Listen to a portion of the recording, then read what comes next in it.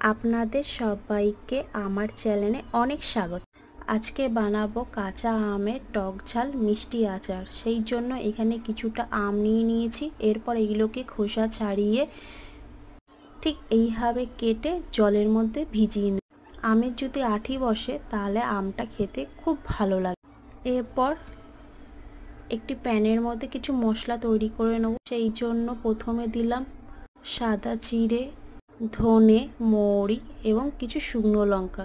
এটাকে ভালো করে নেড়ে ছেড়ে কিছুক্ষণ গরম করে ঠান্ডা করে একটি পাত্রের মধ্যে ঢেলে রাখবো। আমি একটু বেশি পরিমাণেই করলাম, অন্য সময় লাগবে বলে। এরপর কিছুটা তেল দিয়ে তার মধ্যে পাঁচফোড়ন দেবো। পাঁচফোড়নটা একটু গরম হলে একে একে আমগুলো সব দিয়ে দেবো। এরপর এটাকে একটু হালকা নেড়ে ছেড়ে এর উপর দিয়ে কিছুটা পরিমাণে নুন দিয়ে দেব। তারপর আবার নেড়ে ছেড়ে একটুখানি কিছুক্ষণের জন্য ঢেকে রেখে দেবো। অন্যদিকে একটি মিক্সিতে সেই মশলাগুলো দিয়ে ভালো করে সেটাকে ফাইন গুঁড়ো করে নেব।